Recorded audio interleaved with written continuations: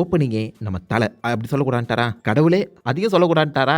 ஏன்யா இப்படி பண்றீங்க? சரி நம்ம ஏகேவோட விடாமுயற்சி இந்நேரத்துக்கு ரிலீஸ் ஆகியிருக்கணும். பட் நோ வரிஸ், அடுத்த மாசம் விடாமுயற்சி ரிலீஸ் ஆகுது.